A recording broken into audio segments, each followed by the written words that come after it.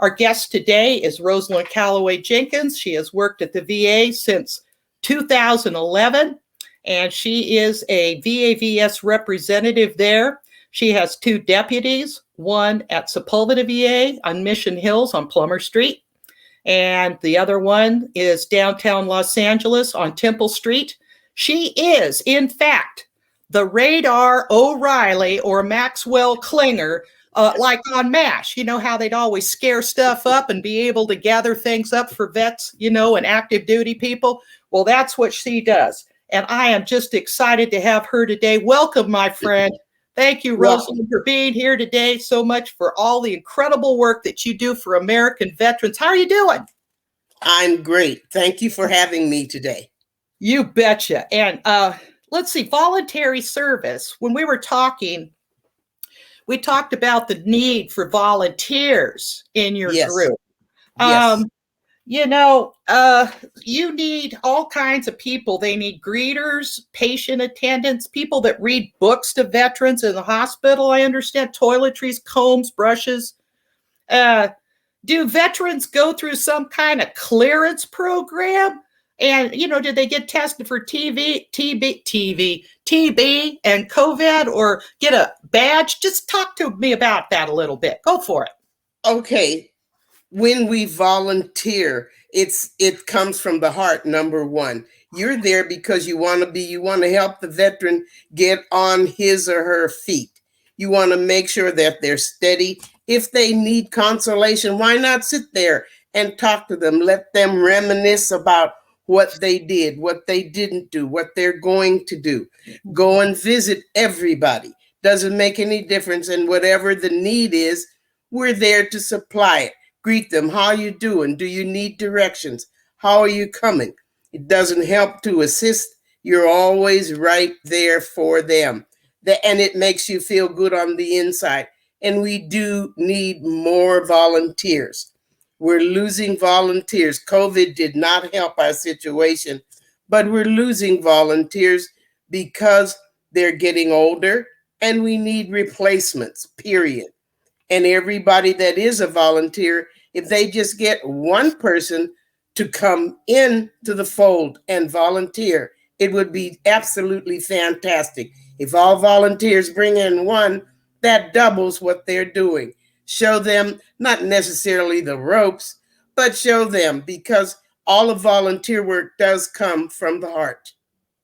I know that's true of you, ma'am. I've watched you work. I'm just hey, I'm just thinking, Rosalind, let me just think out loud here. I suppose some kind of a buddy check program would be great. I mean, calling vets on the phone to see how they're doing, or is that something that your organization, our organization, it's for everybody. You want to be inclusive of anybody who wants to volunteer. But is that something that is part of a VAVS program? Do they call vets up and talk to them for any reason? Of course.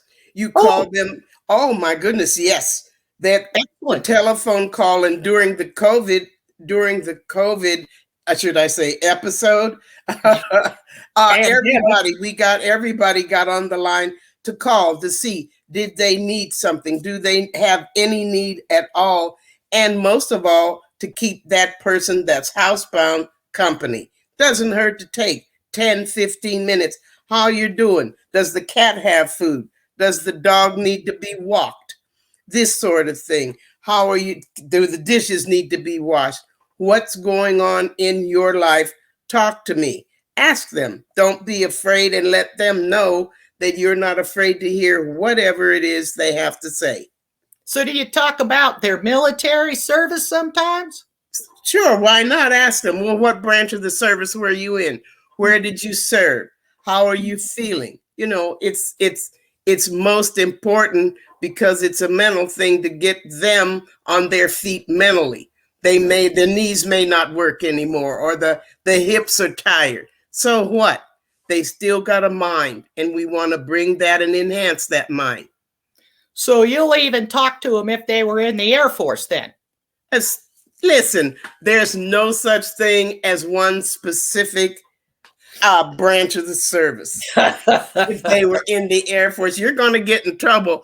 All the fly boys are going to get you, girlfriend. That's right. You are so right. You know, I love picking on all of them. Yeah, I'll pick on the Marines next. Watch it happen. Okay, be careful, honey.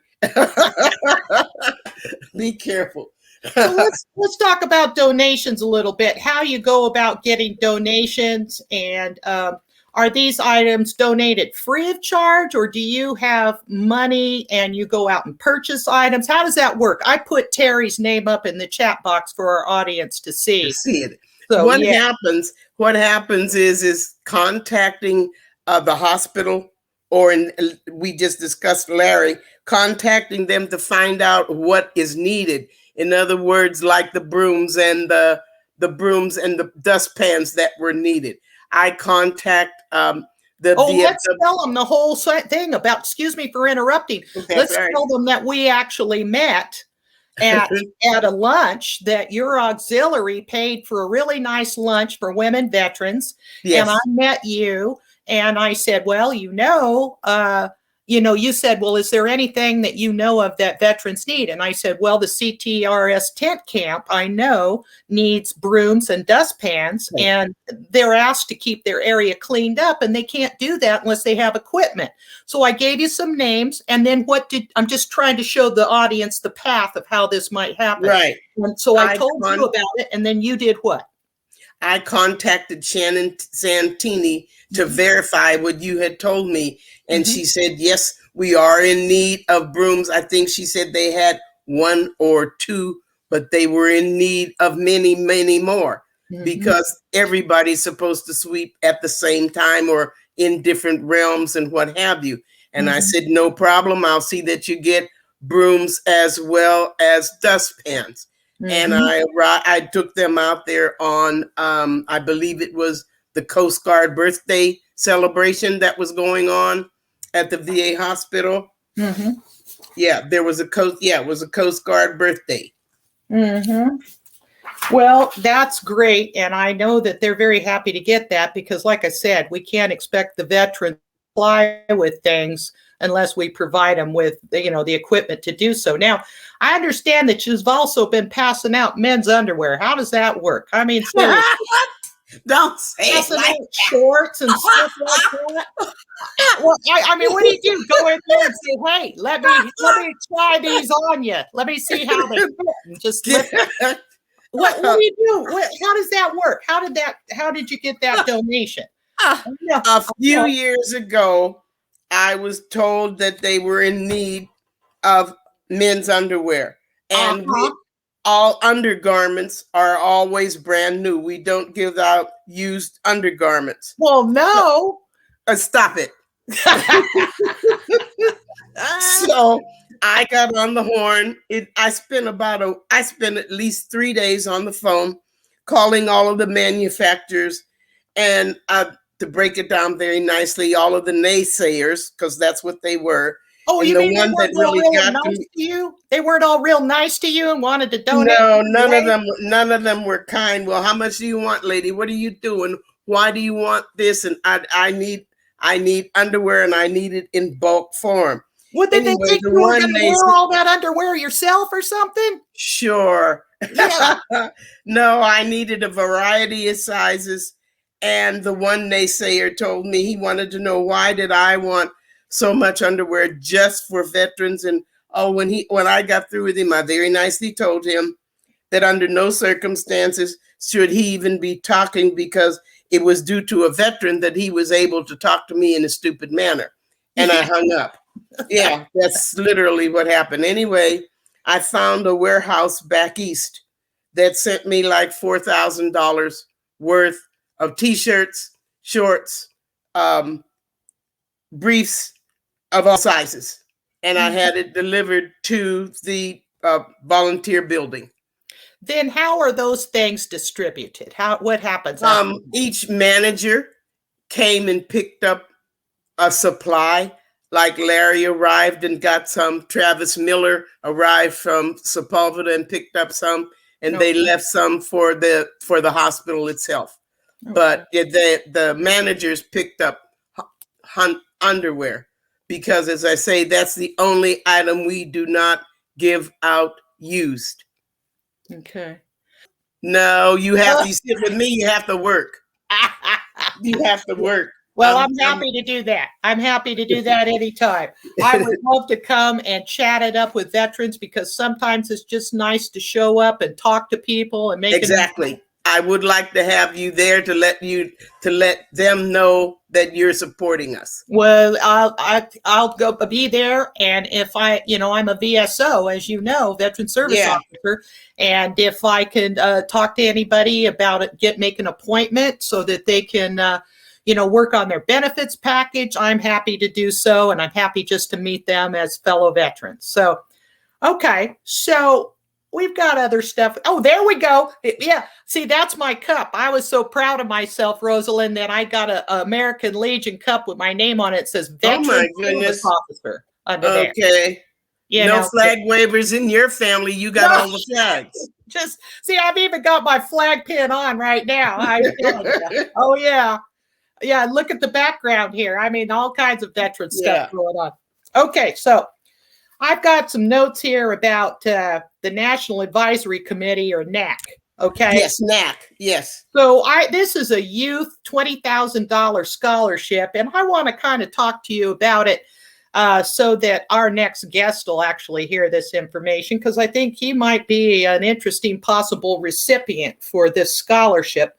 And it's for youth up to the age of 18. In other words, if you've been a volunteer at the VA hospital or have hours in that kind of work, and it's been difficult for the last year, except I know that our next guest has been doing all this kind of stuff and actually won an award. So the purpose of the NAC is to advise the VA secretary regarding through the central office about promoting voluntary opportunities within the VA facilities on issues relating to volunteerism. That's right. And service to veterans. So take off on that a little bit. Tell us about that. What's his name? Park? I don't know the name, so go for it. Yes, it's James Park scholarship. It's a $20,000 scholarship. And the only criteria is that the youngster volunteer at a VA facility. Okay. And it's an annual award. The top one is $20,000. However, there are 6 or 7 others underneath that. Okay. And considering the cost of things nowadays, any amount of money that is an attribute to any student trying to do anything. If they're trying, because I understand you need a loan just to get books. So I heard about the price of books. Yeah. So any amount of money to help any student, as far as I'm concerned, is along the way, and it's great. The only thing I keep hoping that someone from California will win. The last 3 or 4 years, it was always one in Florida. Texas won a couple of times, but that's all right. The point is a youth won, and that's really important. Well, the youth of today are the leaders of tomorrow. Indeed, they are. Indeed, they are. Let's talk about some students now. Let's talk about the back to school supplies that are needed for the HUD-VASH kids. Yeah, the HUD-VASH kids. Go ahead and tell me about that program, and go for it. The HUD-VASH program is a program sponsored by the VA, where the VA gets a homeless veteran and provides and correlates with HUD so that they have a place to stay, period. Mm-hmm. The VASH part is providing cleaning utensils,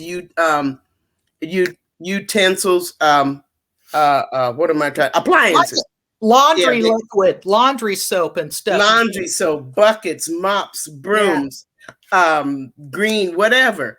That provides all of that. Well, this time, the HUD-VASH children of these veterans are in need of school supplies, pencils, paper, notebooks, anything that we can get, and it can be delivered to the West LA facility, building 258. to Terry, and Yeah, we have Terry that up Dunham. in the chat, and anything for the school supplies can be delivered to voluntary services at VA West LA for distribution to other VAs because they pick up from there is what I think. Exactly. They Now pick up from. let's promote Alexia Lunningham and the the voluntary services staff at VA Oh, West Los definitely. Angeles a little bit and talk about the space that is there. I And guess it started off with one room. Now it's just about an entire building because everything there that's stored there cannot be perishable naturally. But Lexia is our manager. Terry is usually takes in all of the donations. Carrie does the sponsors and books all of the events. I went through Carrie to get our event sponsored. now, Rosalind, I just recently took a tour through the entire building, and they had to actually have a procedure for donations during the pandemic. Yes. They have to put items in a special room where they have to sit for a period of time. I can't remember what the period of time is. Minimum 3 days. It was okay. minimum 3 days. Okay, before they can even put them into the other rooms or utilize those. Now they have, I understand, I saw suits and shoes and ties and nice shirts for men to go on interviews. They also have clothing for women, but not for kids. Right. No children. No. Okay. Yeah, it's strictly for the men and the women for job. It's to give inspiration or to insist. Yeah. Well, that was interesting. You did tell me just one thing quickly, and we're going to have to transition to our next guest. But you did tell me about one donation where somebody sent, what was it, 1,000 pairs of children's shoes to the VA hospital? To the VA hospital to use as a write-off. I've never understood that. What can the VA do with a child size 5 shoe? I don't know. That a child size 5, size 3, I would say over 400 pairs of these small shoes. But it was at Christmas time. And I guess they figured that they would use the poor old VA as a write-off, which was not very nice. Mm-hmm. Yeah, not very nice because that was very negative. I have no idea why they did that. But Well, on the other hand, I saw that somebody donated like a whole bunch of bicycles, brand new bicycles. Oh my God, that's marvelous. Really helped the guys in the tent camp to be able to go and do different things on the bicycle. That's great. Yeah, it really was. So something like that, and also tents. Various tents. For the tent camp or whatever else. If you call and ask what it is specifically that they need,